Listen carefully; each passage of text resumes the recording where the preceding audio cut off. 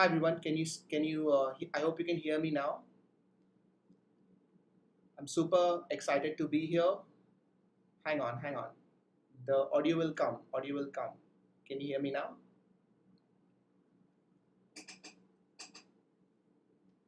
No audio, no sound, no sound. Wait, yes, yes, perfect. Hi, welcome everyone. Every time there is a unique mistake, I'm going to make a Learning. list.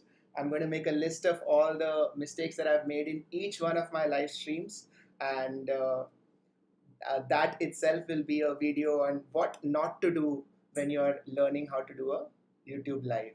So I'm glad that a lot of people have joined in. Hi Amrita, nice to see you here. Prajna, Sanya, Advait, good to see you all. This is our round two of psychology discussion, and you want me to increase volume a bit, Hamza? I think I was hoping that I am loud and clear. Uh, okay, and Mansi, I think you did something. Your Hmm. your video is gone. On purpose. Why? Okay, fine, fair And enough. reading. Okay, so today we are going to be talking about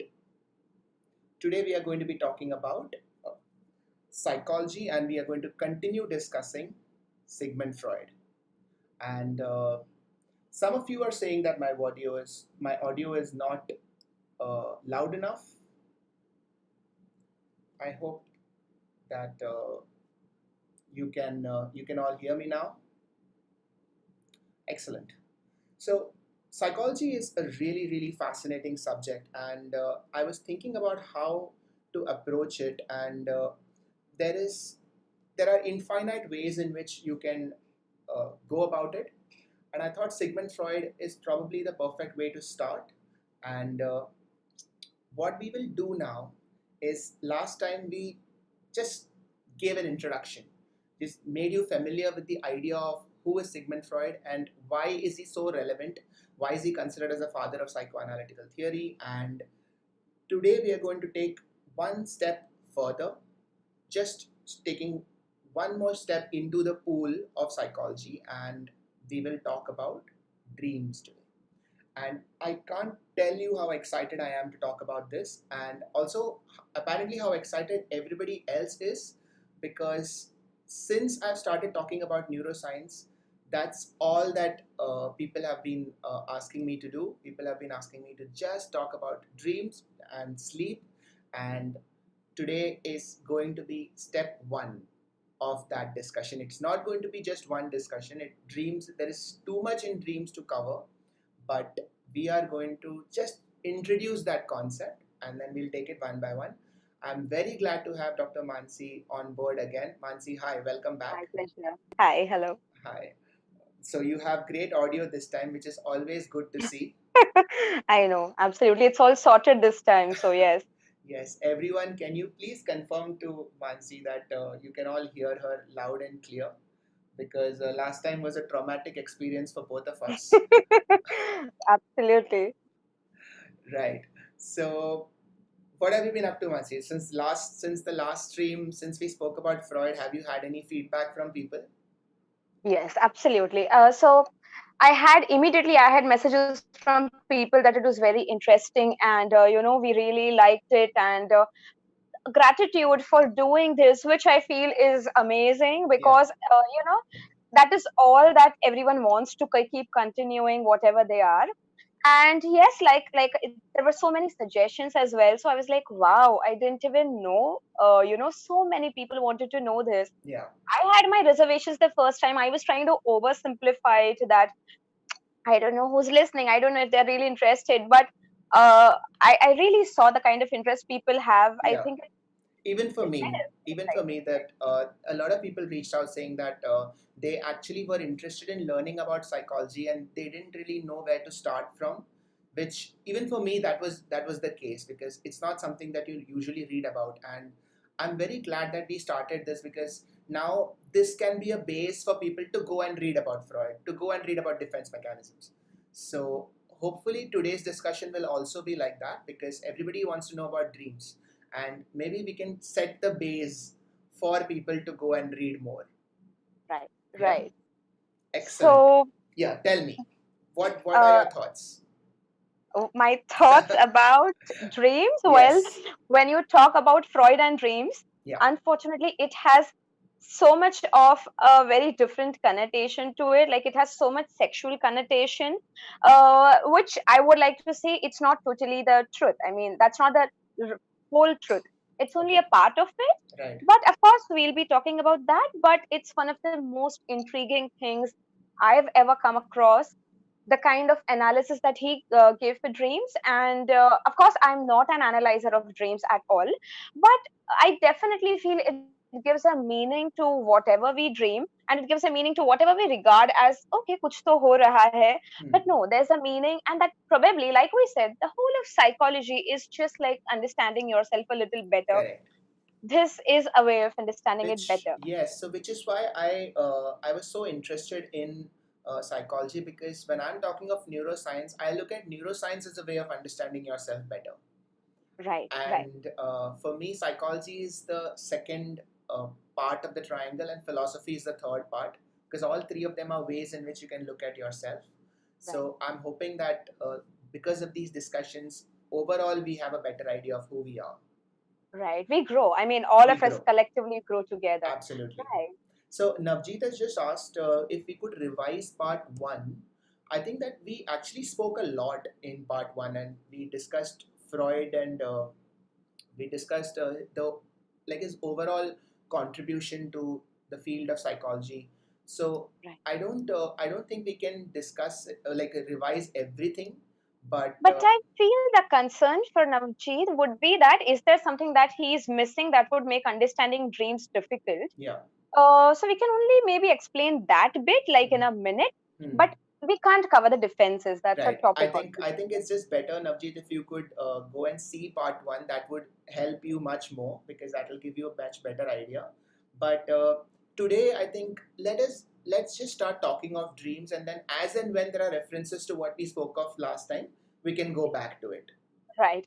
At that note, I was supposed to log on to Facebook and also check stuff, but No, no, I no. don't. I'm Relax. technically challenged, so I think you're gonna have to do all that bit. No, no, So relax. maybe I'm maybe seeing the chat.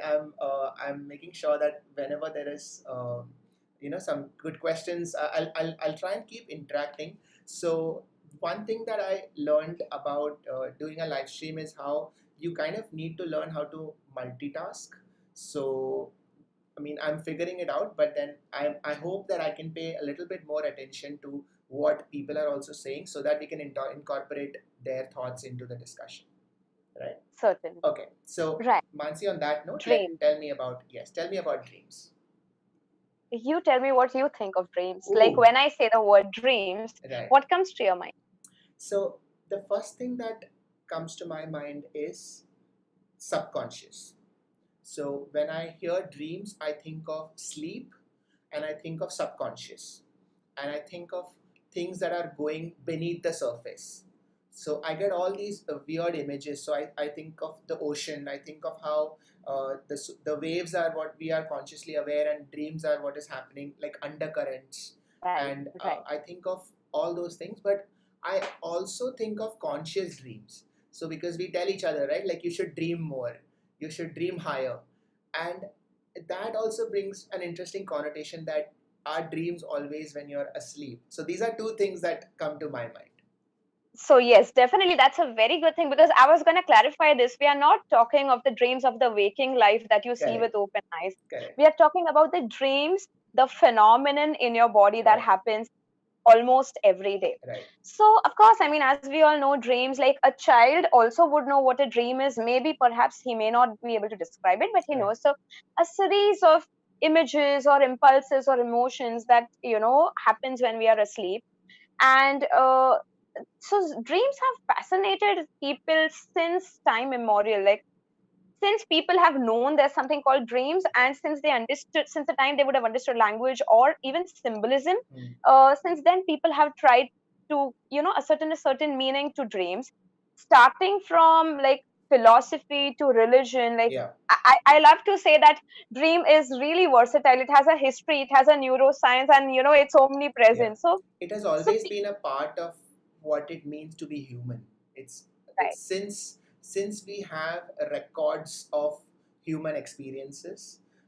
So they have found these Egyptian sculptures and these holographics on dreams. And I was reading about how in Egypt, ancient Egypt, they had made an entire set of some 1,000 things that if you dream this, this means this.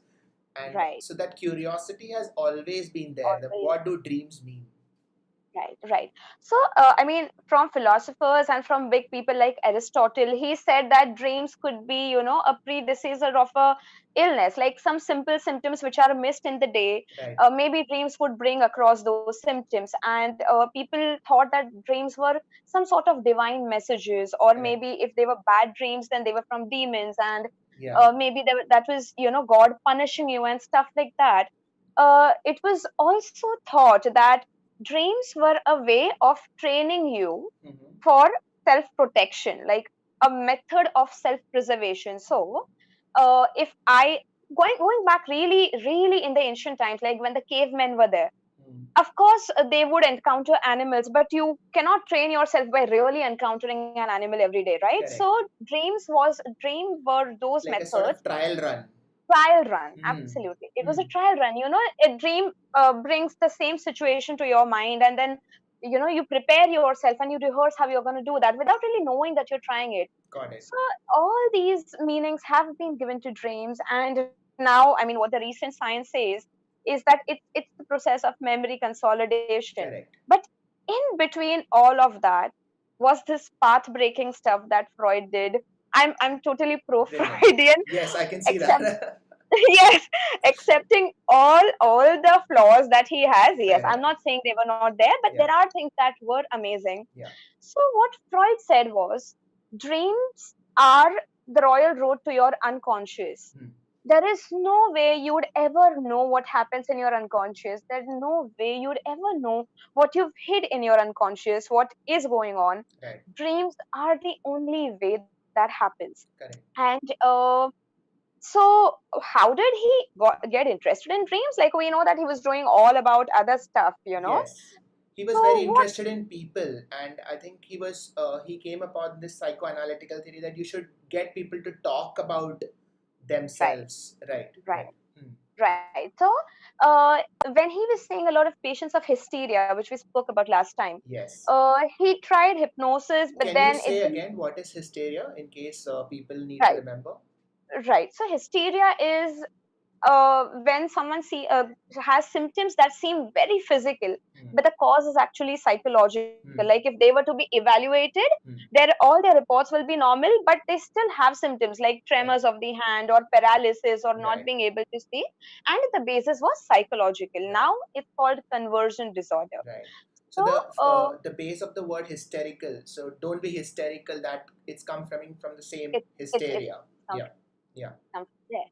So when he was doing that, when he was seeing a lot of patients of hysteria, he realized a lot of times he would hypnotize them, but not everyone gets hypnotized. You have Right. to be suggestible. So many were not suggestible. Hmm. So he came up with this theory of, or this technique of free association, which Okay. means you allow the patient to talk whatever comes to their mind, and you put suggestions in between, and then you ask them to talk about that. So to oversimplify it, Zindagi Na Milegi Dobara, the game they play in the end where Hrithik Roshan and Farhan Akhtar Oh, and and so Abhay Katrina Deol. Katrina Kaif started that. Like she does that right with Ritik. I'm not sure who did it, Yeah, but yeah, yeah. So someone does you that, say like a word and then you reply with the first word that comes to your the mind. first thought that comes to your mind, Correct, right? correct, correct. So of course, I mean, what they've said is like a very, very active process. Was what Freud used to do was a very passive process. Hmm. So he used to make the patient sit facing the wall. Freud would sit behind the patient, not even in front of the patient, and would tell the patient, keep talking whatever comes to your mind. Hmm. When he was doing that, he realized that when you allow people to talk, a lot of their repressed content Right. in the form of Freudian slips. Hmm. Uh, This is a should I familiar explain that? term. Yeah, yeah. See, Right. The idea that Right. you will subconsciously say something that, or rather, you'll end up saying something that you were subconsciously thinking without being Which aware is that, not yeah, right, which is not maybe the right answer right now, but so a very, very simple example, like, while talking to your current boyfriend, you may end up taking the name of your old boyfriend, like your ex, because a certain characteristic reminded you of your ex. So that is a Freudian slip, which happens very commonly in movies. That's how they show breakups happening, and also that's a Freudian slip. right. So So somebody just asked if the Rorschach ink blot test has also got, so even that has something to do with association, right? Because when you uh see an image and then what comes to your mind, right, in, right, in right. some way, yeah. But it's Rorschach's ink test is actually a projective test, which means whatever you're thinking, you think is being shown in the pictures. Right, So right. it's not relevant to So, association right, right. directly. That's It's different. actually a projective test. But Mm, yes, like we said, all these compartments are only for convenience of correct. understanding. Yeah. Your brain does not have just one neuron shooting at a particular time. So it Brilliant. could be right. Absolutely. Mm, So either Freudian slips or people were talking about stuff they saw in their dreams. right. And that's how he got fascinated that, wow, when I'm doing this, I'm realizing that in dreams, people are talking about stuff that is actually repressed and which needs to be addressed Right. to take care of their hysteria. Right. So that's how he got interested in dreams. Mm. So it's almost as if he was just trying to dig into the subconscious, and it turned out that a lot of things that are coming out is actually dreams, and so he realized that, okay, so then dreams must be So uh, like a this was marker of subconscious. right, like a Mm. sort of an accidental discovery. You Correct. just It's almost like archaeology, right? Like you're digging and you don't know what you'll find, and then suddenly he comes across this thing, and then he correlates the two. right, right. Okay. Yes. Yeah. So when he was doing that, he got intrigued with the fact of dreams. But then, of course, just because you get intrigued, you can't, start doing things. So he started analyzing his own dreams. Okay. And one of the first dreams that he analyzed, this was somewhere in Austria in Mm-hmm. 1895. And one of the first dreams that he analyzed was with a patient, like one of his patients, who was also a very close family friend, Right. and he had been able to achieve only half cure in her case, and the other half, the patient wasn't ready to accept that treatment. Mm. So in this dream, he felt a little guilty for having partially cured her, Mm. and there were some other issues which he felt probably came because of the partial cure or probably because of some suggestions that he had made. Right. So he did have some regrets about those. So in that dream, uh, so if I may quickly Yeah. describe something about it. Yeah. So there was a patient called Irma, Emma, but he used to call her Irma. It's called Irma's injection, that dream. Oh. And so apparently there's a party or a lobby, Uh-huh. and Irma is unwell, so he goes to see her. And then, they see that she has a white patch, and they see some patches on her body, and then they realize that this is because of Mm-hmm. an injection which was given by Freud's friend in the dream, Okay. which is not actually to be given. I mean, Got it. it गलती से here, दे दिया होगा. हाँ. right. I mean, here it was the agent that caused all these symptoms. Hmm. So now here, if we see when he was talking to Irma, he also, why I'm describing the dream is because a lot of processes that happen in the dream we'll be able to understand by Yeah, this. yeah. Tell me. So he realized that when he was looking at Irma, he noticed all of a sudden in the dream that her mannerisms are like someone else. And then he realizes that Irma used to the friend who was more intelligent and more wiser, according to Freud, in his own perception. Okay. So, in the dream, in the image of Irma, he also saw some hints of someone else, Right. which were a reminder of the other person. Right. And by putting the blame of Irma's symptoms, so Irma's psychological symptoms got better, but her physical symptoms stayed. Understood. So, by putting the blame of those physical symptoms on someone else in the dream, he rid himself of the guilt of he felt of having cured Irma Okay. partially. Okay. Okay. Are you So with me? he Do you want to? no, I think I get it. So it's almost as if he dreamed of his own cure. Like he was going through some trouble, and then he dreamed of this, and then he analyzed his own dream and he made himself feel better about it. Got it. Right. So dreams can also be projection. I mean, Yeah, what you think of a dream, what I think of my own dream, the same dream, we can all have different, understood. perceptions of that. Got it. Uh, so when he was doing all of this, he published his book called The Interpretation of Dreams. Yes, that's the most famous one, I think, Freud's. Yes, Yeah. yes, yes. Freud's, like, I mean, if you were to read what people wrote about it, Hmm. even his critiques were very impressed with what he had written. Yeah. Of course, one of the biggest criticism, that people use towards Freud is that he uses a lot of sexual content, and Yeah. everything for him is, about sexual impulses, So which he this, himself. yeah, so this we covered even in our last discussion of how, considering the time, even if today there is so much of, sort of like difficulty in discussing sexual topics. Imagine in the late, About back yeah, then. 19th century, Right. that at that time it must have been very radical and taboo to talk about it so openly. Right. Right. So, I mean, that brings to the question that you'd asked me last time. I'm glad you, brought this up.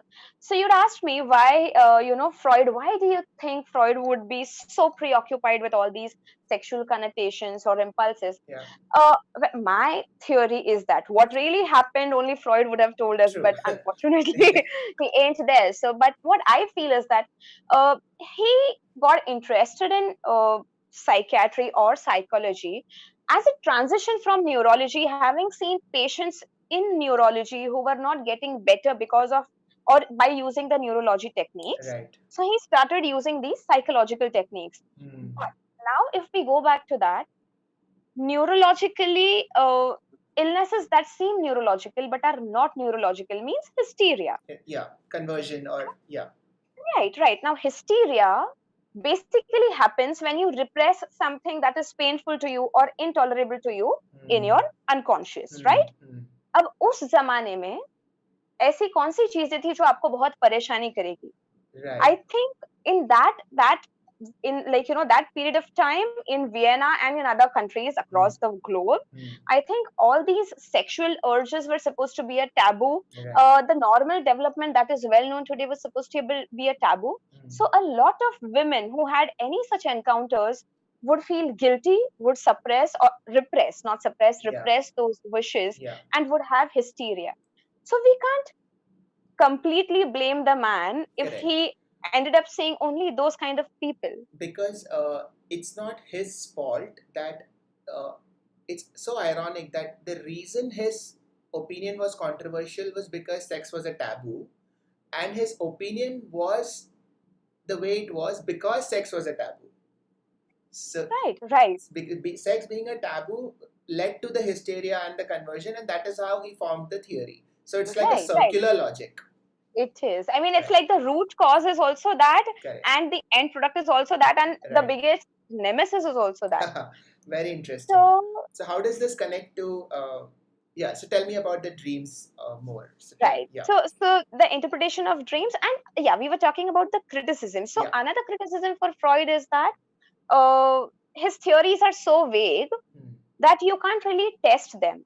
Like, if for you to Understood. know Yeah. if a particular thing is working or not, you have to be able to connect the dots or have a math. 2 plus 2 is 4. Right. That's so vague. So even with interpretation of dreams, people felt that, I mean, how do you know? Like, how can we test it? Correct. So those were two criticisms for this whole book. Hmm. But and when he wrote it, the first few years it never got sold at all. But then later on, people really got interested. So Correct. now in this book, he starts off with, the different philosophies that happened over the years, and then he begins to uh, tell people that these are actually your unconscious thoughts, impulses, wishes, Hmm. some incidents from the past, some, stuff that you could not do, that is being shown to you in a different form. Hmm. But having said this was not enough. Like, if I say this much to you, you'll be like, this is so ridiculous. Like, it makes no sense. हवे में बात कर रहे हैं. हवाबाजी hai, Right. Right. So he came up with an amazing mechanism of how dreams would be forming, Hmm. and it's called the dream work. Okay.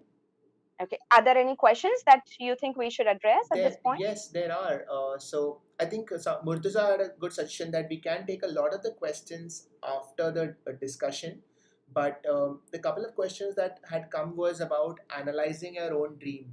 So I think that if Freud can do it, people think that of course we should also be able to analyze our own dream, and why not? Right. Why not? Right. And we can definitely talk about it. Somebody's asked to explain Gestalt psychology, which I think we had once spoken about, but that is a different Yeah, yeah, it'll take a while to explain that correct. But also. it's So, interesting. I mean, we should definitely talk about it at some point. And another question was about animals dreaming, which, so yeah, so then that also, that I think I would like to answer later because there is a bit of neuroscience in that. but Uh, but yeah. what I understand is that dreaming is unique to human beings. Hmm. Just tell me if you agree to that or no. Like, is so, I'm sorry, did I like okay, do you want to no, answer this later on? yeah, so I disagree in that because I feel like it has it's just like saying consciousness is unique to human beings, because just like how human beings are aware of themselves more and animals are less doesn't mean that they're not conscious. Similarly for dreams. So but I think that is a different discussion altogether. And so yeah, so as and when more questions come, we will keep taking it up, and whatever is left over we can uh, cover at the end of the discussion. I hope that's okay, chat. But keep sending your questions because they help in sort of guiding where the conversation will go. Right, Okay, right, Mansi, please continue. right. So the dream work, when we talk about the dream work, he said that now this is really interesting, and I like to, as always, we are here to oversimplify everything. So I'm gonna give like a really stupid example from Go Hindi for it. movies, English movies. This is the But yeah, place. this is the place, I know. So what he said was the repressed content is repressed primarily because it is painful. Just give Okay. me a moment. My phone isn't getting charged. Okay. So Yeah. Okay. repressed content is painful. That is why it gets repressed. Right, right, right. Okay. And when I say painful or intolerable or something that has a lot of emotion, unpleasant emotion attached to it, Mhm. that is the whole reason why it is put down. Otherwise, what difference does it make? Whatever I think, right? Hmm. But it's very, very, I mean, emotionally charged, and that's why it's repressed. Hmm. अब अभी देखना ही नहीं है. Right. Now, if you were to bring out the same content as it is with the same amount of energy, Hmm. of course, the energy stays with it, like we discussed last time, right? Yeah. Like with the conversion also. Correct. If you were to bring it out as it is, it's not going to be allowed.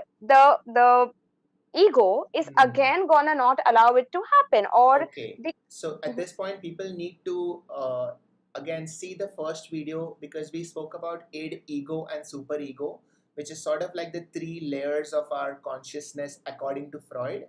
And a part of that discussion will come in here as well.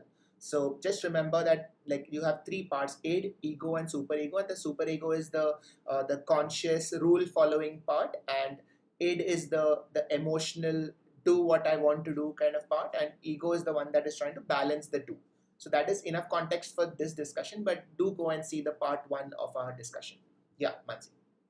so if you were to bring it out as it is, it's not going to be allowed. Yeah. So just like how we see in Hindi movies, अगर jail में जो कैदी है, if he were to go out in the prison clothes, the black and white striped ones, Right. of course he's gonna get caught. So what he does is he either wears different clothes or he disguises himself in some uh, food bags or laundry bags and hides himself. That's precisely what happens to dreams. You have something Okay. Wait. that is You're saying okay. Continue. Tell me the whole thing. I want. Yeah. no, tell me. I mean, I want to know what caught your fancy, like whatever is the thought. You're saying that dreams are Hmm, repressed ideas that are trying to get out without getting caught by our defense mechanisms, kind of. precisely, precisely. Hmm. Interesting. So we have a sensor. I mean, you would know. The prefrontal cortex is the area of judgment and is the area of inhibition, Hmm. which means that even if you were to have a thought, you would stop yourself from saying it. It comes till the tip of your tongue, and then you hold yourself Right. back. Right. That's the PFC. Yeah. Someone who has their frontal lobe damaged will be disinhibited, right? I mean, an old man would be passing lewd comments to women. So it's said that during sleep, this PFC. So अगर आपको jail से भागना है, पहले तो आप अपने कपड़े चेंज करोगे, Disguise करोगे. laundry bags में या food bags में या किसी हाँ. में आप you'll hide You'll yourself. hide, yes. And when is the best time to leave the jail? To run away? At night. Absolutely, at night. And the reason? It's dark, people can't see you, everybody else is asleep.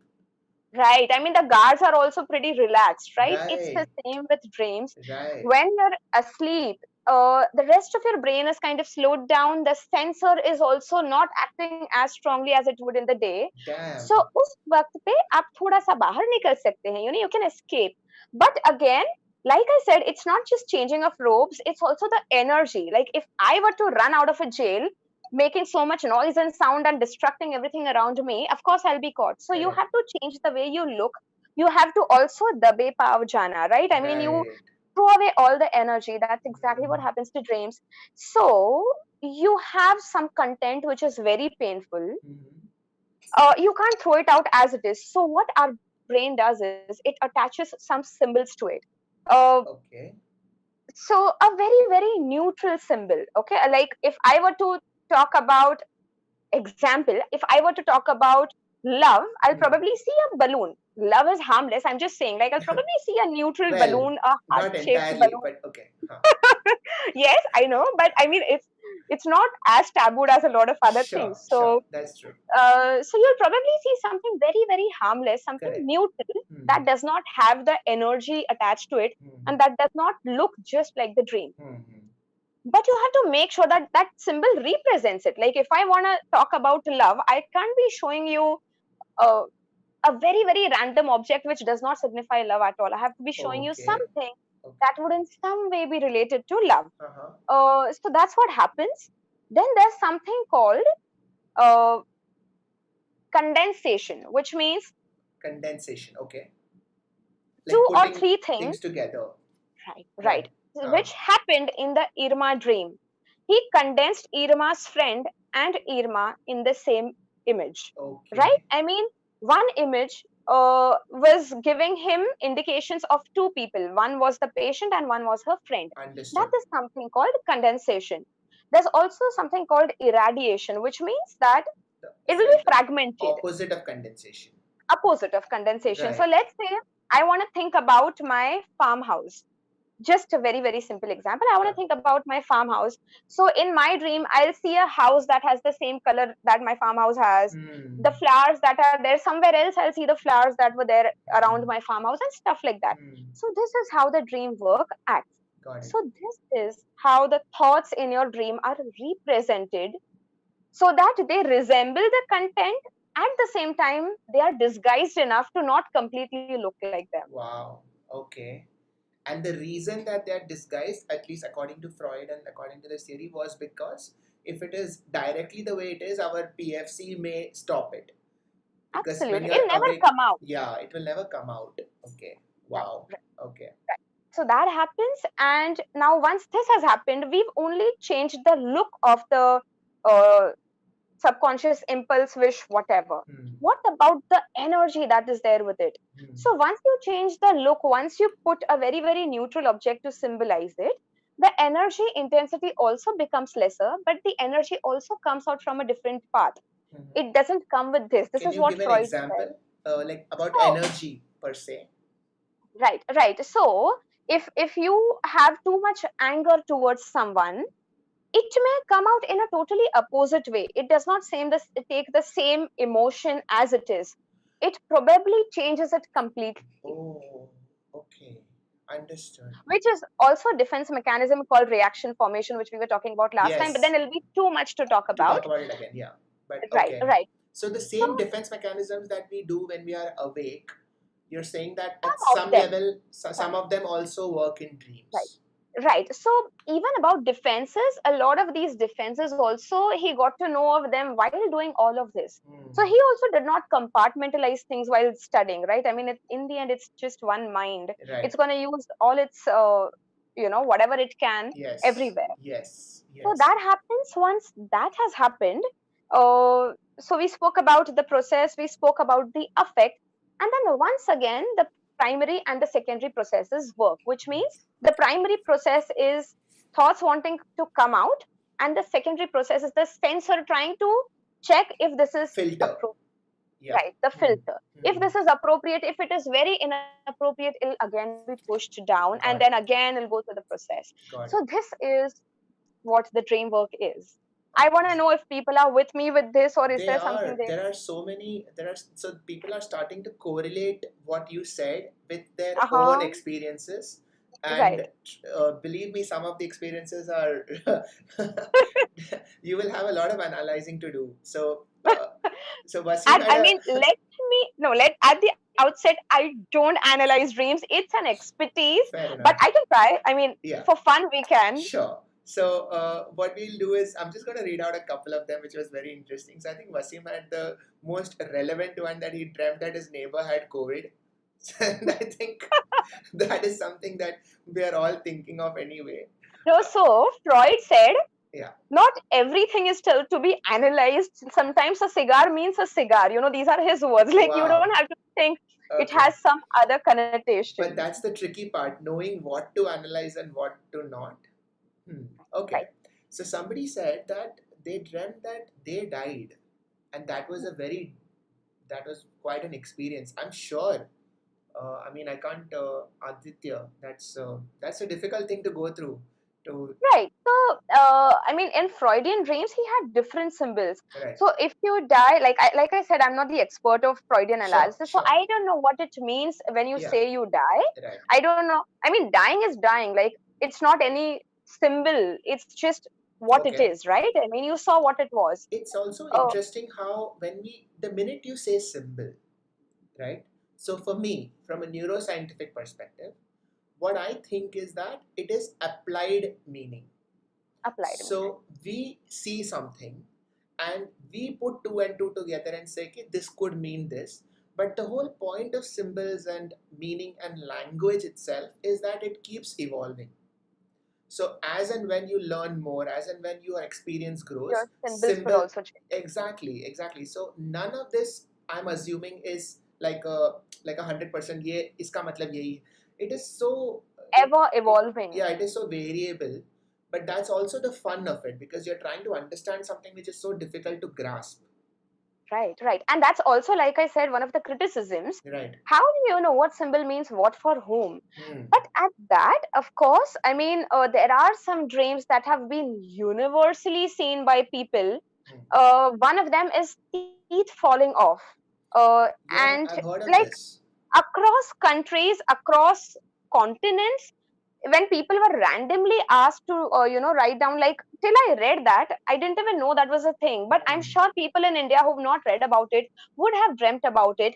I think it means death or falling ill. I think Okay, so yeah, falling so off teeth. teeth falling off has been a recurrent dream in a lot of papers that I also read.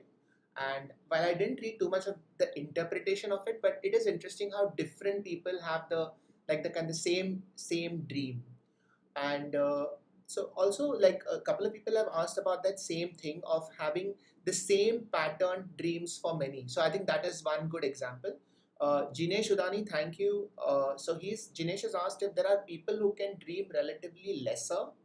Can one of the reasons be that they have less repressed content in their mind? That is, they are more sorted.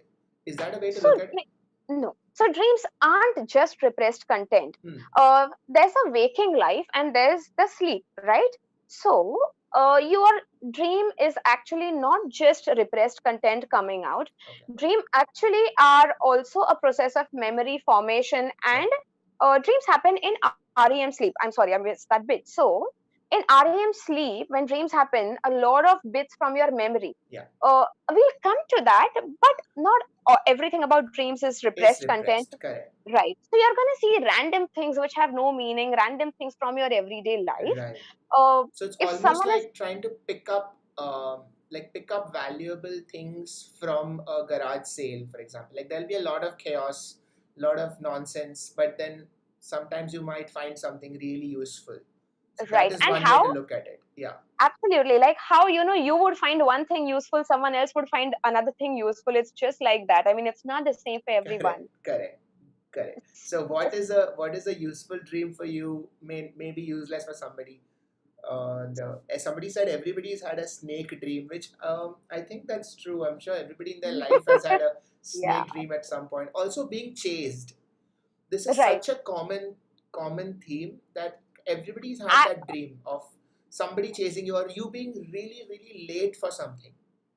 I was gonna say that Yeah. one is, I mean, if I were to think of what someone a lot of people would have dreamed, apart from the real common themes, one is being late for your very important exams, Yeah. and one is waiting for the results of important exams, which even Freud spoke about. I was so surprised. I was like, तभी भी इतना तभी stress भी था पढ़ाई exam का. जब से एग्जाम है तब से Stress नाइटमेयर है, ऑन you know. एग्जाम्स है correct I know. So I'm sorry, we really digressed. Where were we? so we were talking about how repressed images and symbols. Symbols.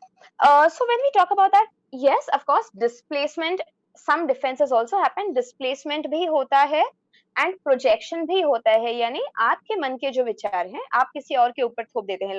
Like we said last time, let's assume I feel like kicking a dog while I'm walking on the road. But my super ego also tells me it's horrible. You're a horrible person. How can you do that? Right. So what I do is in my dream, I look at a person who I hate and I dream of him kicking the dog. So in the process, it served two Like, purposes. okay, two birds with one stone. Right. I've even hated the content of someone hitting a dog, like that thought. Right. And I've also shown hate towards the wrong person, like someone who was already wrong. So that is projection. And displacement. So when we spoke about displacement last time, there was an interesting example I missed. Freud learned about displacement from a boy, a case of a boy who was very scared of horses. He was really like, he had a phobia of horses. And his dad was a jockey. So he obviously had to be around horses. So I don't know, something. His dad was involved in a profession around horses. Got it. So, and this guy couldn't understand why he was so afraid of horses. It's not like he'd fallen down or they'd ever been, aggressive towards him. Upon analysis of his childhood and his, thoughts from his childhood, he got to know that the father was a very dominating person and would always be aggressive towards this boy. And he used to hate his father. But then he also knew it's not right to hate your father. So he always associated his father with the horses. So he started getting scared of the horses. So that is displacement, right? I mean, you displace the energies associated with one thing to the other one, the emotions from one thing to the other one. Yeah. That also happens in dreams. Like it's so incredible how the brain sounds so silly sometimes because we talk about it and these are not things we would ever logically do. Because because if you describe this to somebody, they'll say, of course, why will you hate the horse when you hate the dad? But your brain is actually doing that, which means that there is so much going on inside that you really don't have control over. Interesting. And the fact that, I mean, we think everything like our behavior is just random. And when you read all of this, it's not random. It's bits by bits. It's come to become what it is. So yeah, I mean, I feel that this whole behavioral sciences, like whether it is neurology, neuroscience, psychiatry, psychology, it's not something that could be given, like you can't diminish it. It's really big and it's really something that, and it has a huge evolutionary perspective. So I always keep thinking, I've not read about this at all, but I always keep thinking, grief ka kya matlab hai? Why should your body have such a negative emotional reaction? Like evolution would never keep anything that serves no purpose. I like to say evolution is the best student of economics. It will never leave anything that is of no use. It'll just chuck it away. It's very efficient. But of course, when you say chuck it away like this, it's not a second, like this is over 10,000 years. Like that one snap. Because sometimes I think we, in our human years, we forget how long things have actually taken. Because we cannot even conceive of what is 13 billion years ka matlab kya hai. We can't even put it into context. All these things take so much time. Anyway, I think we are digressing away. one second. So there are a couple of things I really wanted to point out. So Chinmay Sardesai, thank you so much. I only dream if I'm bothered about something.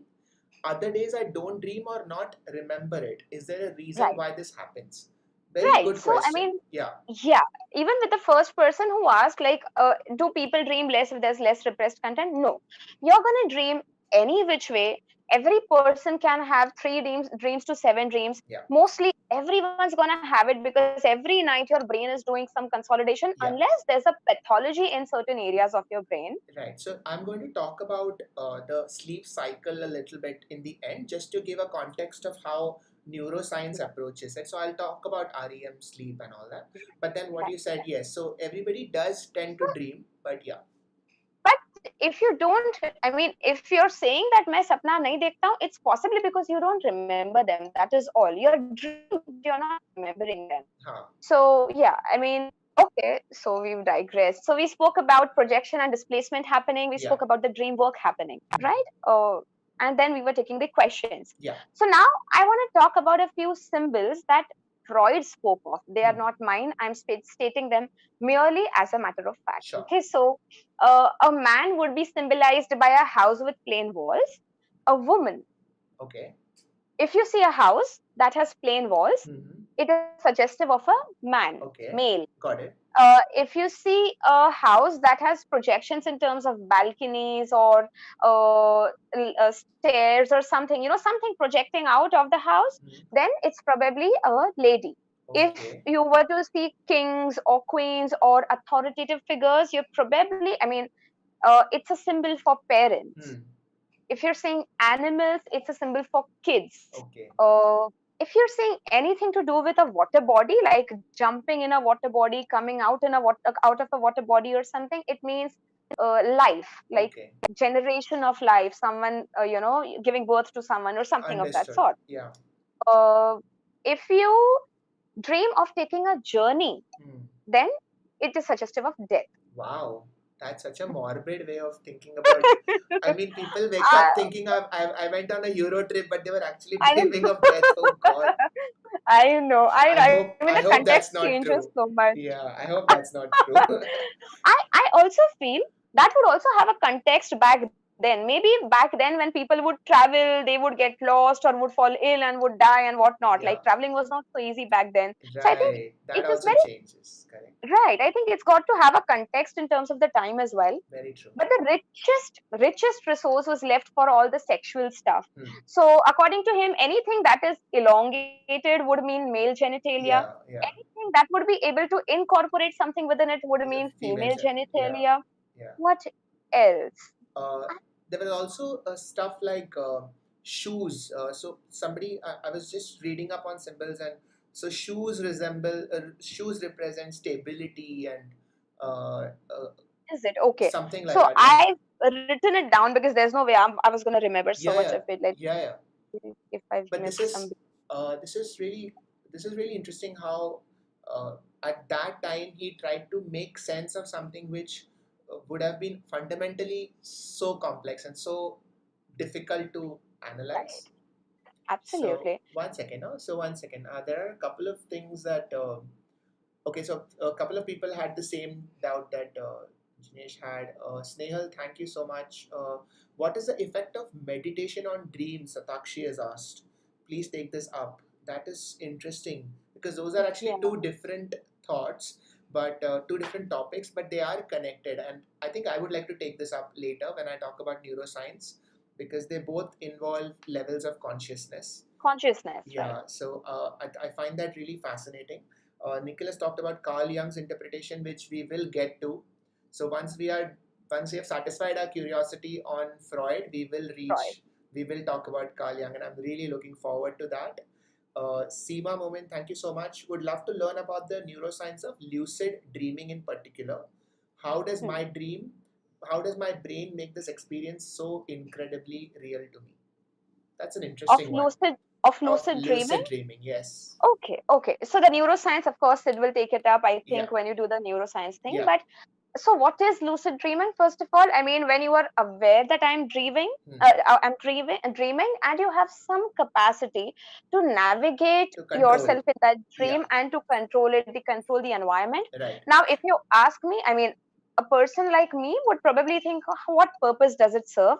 But for someone who has anxiety disorders, for someone who has a lot of fears around certain things, if you were to dream about those things, and if you were to have some control on that environment, subconsciously you learn that you are capable of controlling, like Hmm. somewhere that registers with you. Hmm. And that is how it helps, at least in psychiatry, in certain illnesses. So now this correlates to how our mind tries to prepare us Yeah. for certain situations that you may not always want to dream, Right. or you may not always get to dream. Like, I don't want to encounter a tiger to understand how to handle him. In real life, yeah. Same way, right. In the same way, if you were to lucid dream about a situation that is scary to you, and if you learn the techniques of handling it in the dream, you'd probably be better equipped to handle it even outside in real life. Interesting. So I was reading about this research they had done at Harvard, where they gave a bunch of students a maze to solve. Hmm. Okay, Yes, so I know this. and they showed them the maze, and then they made them all sort of take a break for half an hour, and they made some of them sleep, and some of them were just awake and thinking about the maze. And out of the people who slept, some of them dreamt of the maze, and they found that whoever dreamt of the maze had a 10 times better maze solving capacity when they Right, woke up, as right, opposed to right. those who were consciously just thinking about it, Thinking about it. which Right. is So so this tells us fascinating. that Yeah. so fascinating. Right. So I mean, at this note, this is very different, but there's something called sleep talk that you do to babies once they are asleep.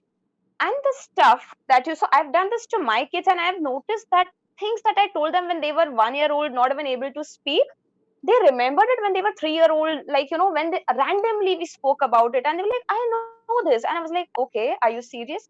So I think That it is goes freaky. into, no, it's really nice.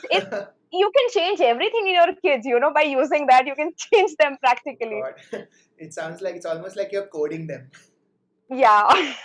It's almost like hypnotizing them. Wow. So yes, we're digressing Yeah. too much. Yeah. But so we spoke about lucid dreaming. Now, I mean, when we talk about dreams, one would think that, okay, if I want a lucid dream about a particular situation to better equip myself, but how can you make sure that I'm going to dream about it? Right. So can you induce a dream is what I'm talking Hmm. about. So you cannot induce a dream, Hmm. but what you can do is you can suggest. Hmm. You can keep suggesting that particular topic, or you can keep suggesting that particular concept Hmm. just before a person sleeps, and there's a possibility that a higher chance of that person dreaming about that. Interesting. So, wow. So, do you think that this, like anything else, could also be a trained skill? That It if you could be. keep I mean, doing this, if you keep doing this, if you keep I practicing, think, I think so. I mean, science is not there yet, yeah, but lucid dreaming is also about practicing, right? yeah, I mean, you're not born lucid dreamer. You correct. practice and you learn. So I think this could also be done by practicing it. That You is so learn fascinating. Yeah, because whatever I have read about dreaming and all the benefits that dreaming has, like for example, you talked of how uh, like it's problem solving. So one research that I read was how when people are dreaming, hmm, even hmm, if they dream something stressful, right, say like right, about going through a breakup or something, their right, hormone levels don't reflect the stress. right, So right, even if they report that yes, I dreamed of my breakup, because their hormone levels don't reflect what would have otherwise shown as high, right. what happens is that your brain is actually thinking about the stressful situation without being affected by the stress so much. So in a So way, better yeah, problem solving better capacity problem because solving. So you are more free to think about something that's bothering you, which I found right. really fascinating. Right. I mean, without the affective component, without the associated emotions with it. Correct. So, at this, I would also like to talk about a dream that Freud. Do you want to address something? Or I wanted to take just a couple of questions. Mhm. So Jinesh has again asked about Sigmund Freud, and after Sigmund Freud, who has been the pioneer figure in the field of dream Can't studies. hear you. I couldn't hear you. I Uh, couldn't hear. Sorry, can you hear me now? Yeah, I can. So after Sigmund Freud, who has been the pioneer figure in the field of dream studies? So would that be Right. Carl Jung? The Yeah, next? Carl Jung. Yeah, Carl Jung. Of yeah, course, after Freud and Carl Jung, there have been a lot of scientists who've correct. done it, but that is all modern neuroscience. Why these two are important is because when they did their study, there were no EEG machines, there were no fMRI Exactly, machines. exactly. So all they did was, creating theories out of nowhere, out Yeah, of pure imagination and understanding of that was real hard work. Like yeah, sit with patients for hours and then of course, Jung and Freud also differed on the sexual connotation part. yeah, And Jung was more about, how those symbols, he used a lot of philosophical symbols to give meaning. yeah, And this, I think, was the biggest difference between them. And this is where they correct. actually So separated from each when other. I read Carl Jung, whatever little I read, I felt that he was more of a philosopher than a psychologist because a lot of his concepts were so much on philosophy. But I think Philosophy. we'll get to that. We'll discuss Carl Jung. A lot of Right. people have asked about premonition. So when you dream of something that comes in the future, and I would really love to hear your opinion on that. Right. So now science does not believe in that. Science believes that if you feel that, something's gonna happen, it's probably your temporal lobe which is releasing some sort of neurotransmitters or some signaling over Yeah, there. yeah. But I mean, me personally, I have predictive dreams. I have premonitions. So Oh, really? premonition. Wow. Right. Yeah. Amazing. So to cite an example, I mean, just so that you know that okay, this is true. So I this was summer vacation and I dreamt of a teacher randomly. She was not even my teacher. Okay. I dreamt her with her name and the whole scene. And I was like, okay, all right. I got up in the morning and I was like, why did I dream about her? Like, Hmm. just a thought. Right. And then in the evening, I went shopping to another suburb Okay. and I see that teacher over there. This is summer vacation. This is not even the same locality. Okay. And many such dreams, many. But the point is, they are harmless. They don't serve a purpose also. Like they are harmless and they are useless. So, So this is a lot like deja vu, in that in the sense that you see something and you think that I have been here before, I have seen this person before. no. So, but the difference between deja vu and this is that in deja vu, you're in the scene, and at that moment, you realize that, oh, I think I've been here before. But when I woke up that morning, I knew I had dreamt Yeah. about So her. you remember you connected it to the dream specifically, not just that. Yeah. Understood. Not just the feeling. So I know thinking about it, and but I wasn't even surprised because I've had a lot of such dreams.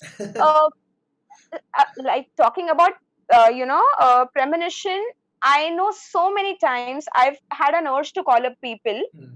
and I know, like now that's happened so recurrently that now I know. I know when I talk all this, people would be like, "Yeah, kuch some paranormal person this is."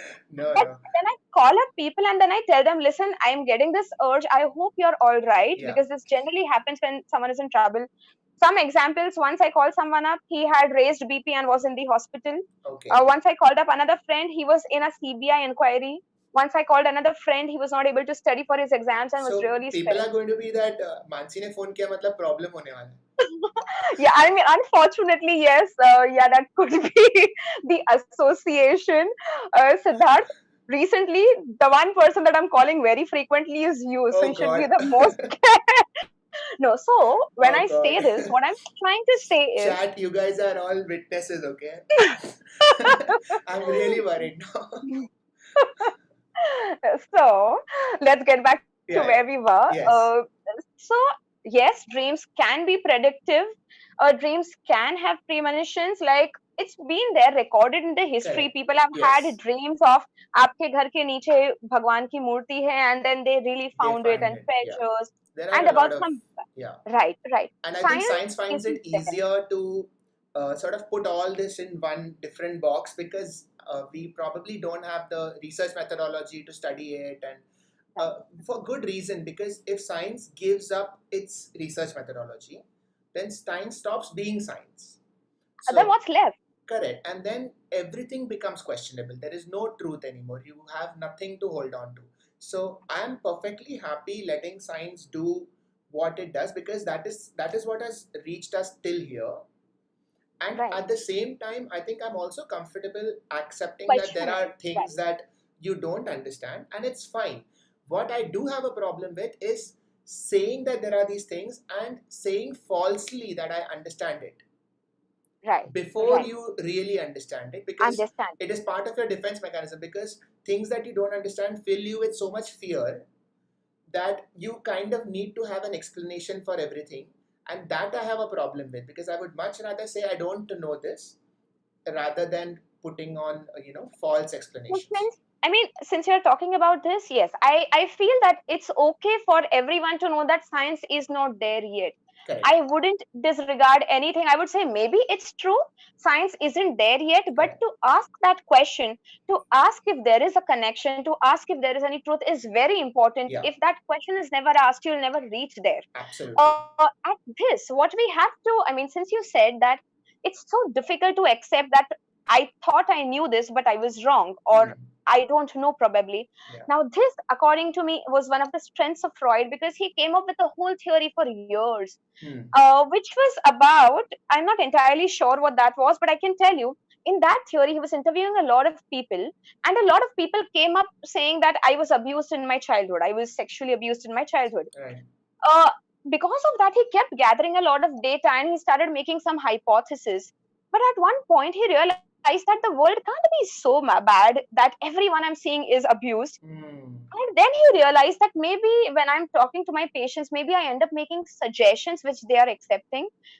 And he realized that maybe I have to chuck this theory away. I feel that was a very big thing because when you've put so many years and when you've gathered so much information and when you've had it from the horse's mouth, Yeah. to still give it a perspective and still to believe that no, I think I still need to go with the truth. I think that's really big. So he had to So chuck it away. that does show that he had scientific, like a scientific temperament, because that's what science does. Right. When you are faced with new evidence, whatever your belief, whatever your political We'll inclination, accept it. whatever your Right. personal, religious, whatever, if you are faced with new evidence that shows otherwise, you should be willing to change. And that is Right. what shows a scientific temperament. So I think that is a good point that you raised. Um, so we need to sort of wrap up and take a few questions. But now just tell me if there are any things that you want to talk about. Yeah. I need to go through my whatever. So for me, I needed to just talk about a couple of things, and Mhm. I will be discussing neuroscience of sleep and basically neuroscience of dreams separately, because for that I need to get my iPad and do the whole drawing thing, as you know, and I think that deserves its own discussion. But I'm glad that there is a lot of interest. A lot of people have asked about very specific neuroscientific questions, which is like sleep paralysis, sleep talking, sleep walking, and about stuff like how consciousness works. So all of those things will get covered in that discussion, because I do need to draw the brain for that, so you will get a better idea. And right, I think yes, Mansi, back to you. Tell me. Right. So few things that I want to do. Freud said that dreams, in your dreams, you regress. And he said that there are three places where you regress. One is from your language and your thoughts to you regress to symbols. Now, if you think about it, the first form of expression was Symbols. symbols, Correct, right? absolutely. So from language, you regress to symbols. Also, generally, what you dream, you also take up a lot of content from your waking life, means random stuff from your everyday stuff. Correct. But you also remember bits from your childhood. All of us, there are things that keep coming back. So he said you even regress in time. And what he also said, which science today, like since we are talking about Freud in the 21st century, we have to know how his concepts are relevant to the 21st century. Right. So what he said was, you pick up something in the day, or I mean, you pick up something in the sensory modality. I see something, I hear something, I feel something. It goes through my conscious, and because some of them would be painful, it goes into my unconscious. So I've gone down. Now, this is a one-way process. In the daytime, you can't go back. Like, this is, you repress those memories. Correct. Yeah. But in your dream, you actually bring them back to your conscious awareness in the dream. So you again regress over there. So he said that in dreams, you regress in your mode of communication, you regress in time, and you regress in this whole modality of consciousness to unconsciousness, which is ideally supposed to be unidirectional. So I loved it because what science also today says is that आप दिन भर में जो gather करते हो, all the sensory bits, it is processed in the night as a form of Absolutely. memory consolidation. Yes. And It in the links memory, up perfectly. Yes. right. So In a, in the memory consolidation, sometimes you pick up bits here and there, and that's what makes your dream so bizarre. Like right. I'm dreaming about a house, and then I see something really bizarre. I'm like, Yeah. what is that? Yeah. Right, go ahead. You want to say something? I have something else also to say. Uh, no, I'm still forming my thought. Please continue. Great, great. Also, he spoke about the sensor, right? I mean, Mhm. and he also said that the sensor is the prefrontal cortex. Yeah. So, how Freud is relevant is that whatever he said does have a representation. When we talk about dreams, you'll probably talk about this in neuroscience. Your Yes. limbic system, your amygdala, your hippocampus is Yes. activated. Yes. We also spoke about how the ego, the id is the whole limbic Yes. system, We right? connected that last time also about the neuroscience Right, and Freud's right. theory. Yes. Right. So we are also able to see how structurally what he said, coming from the unconscious to the conscious, is also relatable even at Oh, the brain level, right? amazing. Also, what you said about the association. Now, association would be so different for all of us. So, this may take 2, 3 minutes, but I still want to say Sure. this. Sure. A boy who was very scared because of a dream, like who was very anxious, was very anxious. He came and Freud spoke about his dreams. So this guy, he speaks about a dream about some checkered game Hmm. that belongs to his father. Hmm. And on that game, uh, he sees a sickle and he sees some other, equipments that can be used to kill people. And he sees a body that has some sparrow heads. Okay. Okay, Yeah. now why I'm saying all of this? So Sparrowheads was in the Philippine Bible, something of that sort. Okay, some book that had its name resembling Philippine, Okay. Philip something, Okay. and he had another boy in his surrounding who was called Philip. Whoa. Okay. So he So you associated put all Philip that together. Philip to that Philippine Bible. Huh. And in that Bible, they had shown that someone was using the sickle to, harm someone else. So whenever he would think of Philip, he would remember the Bible and Wow. the sickle. Got it. Got That it. is exactly what we spoke about. So he had like this sparrow head, and all of that was in association to how Philip was associated to that book and then the symbols in the book. Right. So dream interpretation isn't very simple. Like Hmm. there aren't universal symbols. There are symbols that are very, very unique to us, that are very, very individual to us. So when someone is doing a dream interpretation, it can't be done by a person. You give them a book with your dreams and you tell them interpret it. It Interpret. is a It is two-way context because process. I need to know your entire life story. So Nikhil has suggested that it is Book of Philippians. I think that is probably what you're talking about. I am sorry. Maybe I we'll really have tried to. hard to remember the name, Yeah, but I Nikhil. Maybe it sounds something. It sounds correct. Let's see if it is. Akbar has asked his lack of insight with anxiety. Akbar, this is a different thought. Like his lack of insight, a cause of defense mechanisms. I think that is different. So Aditya Sharma, thank you so much. Thanks for the stream, sir and ma'am. Can we have separate streams on Freud's psychosexual stages of development, Electra complex, Oedipus complex, meditation? Okay, so we were planning to have one more talk on Freud's theory of psychosexual development, and I'm glad that people have asked for it. So we will be doing that next Sunday.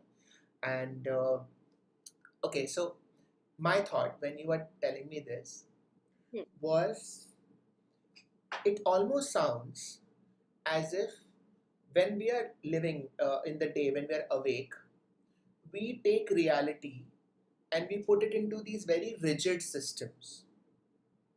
And we will only put it into this system because we feel that, okay, this reality is comfortable for me. right. And what happens at night when we sleep is that the walls of this system sort of become a little bit loose, and there information is able to flow into compartments that they were not supposed to flow into, because we thought that, okay, this is uncomfortable, if this thought comes here then it's uncomfortable for me. But when we are asleep, all those thoughts sort of start flowing into one another and start, it's almost like they're introducing themselves to each other, like, hi, I was stored in that compartment and nice to meet you. Right, and right. and uh, then when you wake up, Hmm. thoughts that were never supposed to meet each other have met each other, Have met. and you are basically a collection of your thoughts. So what that means is that every time you dream, you change a little bit, because now random thoughts have now Have linked up, connected to have each other. connected to each other, and so slowly, so just like, so we don't think of sleeping as something that changes you. We think that experiences change you. We think that taking that Euro trip will change you. Going on that bike drive to Ladakh will change you. But sleeping and dreaming also changes you equally. Right. That's so true. All Wow. the sensory inputs are put into perspective in your dreams. Right. Through the day, so latent content and manifest content. Through the day, all you are picking up is sensory bits, and it's happening so fast that you've really not got the time to process it and Put it together. Yeah. organize it or whatever, like Right. clutter it, declutter it. All of that happens in the night. Right. That's what brings the bizarreness. But yes, dreams are wish fulfillment to a certain extent. We all have had dreams where something that we couldn't do in the past, we've done in our dreams, and that takes away, that rids us of Oh the yeah. emotional For sure. charges that We've are all had associated. guilty dreams, like dreams that Yeah. you wake up thinking, oh God, what did I do? How could I? How could I? And Hmm. we're very glad that, okay, thank That God, is this is not a live that stream. absolute that, according to Freud, is the latent content, and what Right, you see in the dream is the manifest content. So you're right. so ashamed of the latent content that has come out. Yeah, But yeah, I'm today I really felt that I've spoken so much, but yet there's so much to speak. Like yeah, dream seems like a never-ending thing. yeah. True, Are it there any is. questions you want to take up, or? Just a couple of them. I'm just gonna go over it. People have asked about nightmares. So Atif has said that you wake up but screaming and immediately you forget the dream, but then they're scared, which I think that happens to everyone. Uh, so yeah, so the last person who commented on the super chat, Aditya Sharma, I think he's a doctor, so people are commenting that it's like all of us are sort of doing something which is difficult at this point, right? Because of this whole pandemic and everything. So I'm glad that there is appreciation there. And Seema, yes, we will talk about neuroscience separately. It will be a future live stream. I'm not going to announce the date yet because I still have a couple of things to figure out, but it will 100% happen. And so will sleep paralysis. And our Sumer has asked So about unfinished business, our dreams unfinished business. I think that is sort of how you look at it. look at it. Yeah. So just one or two things here. Freud spoke of sleep, not sleep paralysis, but when someone is anxious in a dream, like when you're dreaming something scary, Yeah. you dream of not being able to move yourself or having, Yeah. frozen. Yeah. It's not sleep paralysis, but I just thought that, I need to Correct. say that. Correct. And one more thing before that. Okay, I've forgotten. Never Huh. mind. It's okay. It'll come to you in your dream, and then it will Yeah. be next. And I'll put it on the Instagram, handle or something. Yes. So we will. So what we will do? Okay. 1 second, Naman. I'm sorry that I seem to have missed your super chat. Oh yeah. 1 second. I found it. So Naman has said that when I'm sleep deprived, I feel I'm dreaming with eyes open, my judgment hidden, I see hallucinations like it's my subconscious talking. Is this normal? While going to sleep and while just waking up from sleep, Yeah, they are called hypnagogic and hypnopompic hallucinations. correct, They are absolutely normal. Don't worry, you don't need to see a shrink. correct. And one more thing I wanted to talk about was that this is a very common phenomenon that people have, that you feel like you're about to fall and your leg just jerks a little Hmm. bit, and Hmm. you feel like you're just about to trip and you have caught Right. yourself in time. Right. So that is called as a myoclonic jerk, and I just want to tell everybody that this is absolutely normal. When you are going to sleep or just coming out of sleep, sometimes that is what wakes you up, and you feel like you are about to trip. And interestingly, uh, because your leg moves like that, you feel like you're about to trip. So it's not the other way around. It's because your leg jerks and your brain tries to make sense of it, and it adds that layer of falling into your subconscious. So I just want to tell you that it's normal, because a lot of patients come to me saying that this happens and are they okay. So this is normal when this happens. All right, Mansi, I think that this was a good stream. I really enjoyed talking about dreams. Of course, it is we haven't covered everything. It's not possible in one It's hour, not possible. right? But I think this is a good base for people to read about dreams. What we will do is we will add in the description after the discussion is over. In the description, we'll add a couple of references, and whichever books you feel are good, or whichever books that you have read, at least we'll add the names of it so people can go and read if interested. Right. And even I'll add a couple of references that people can go and read up.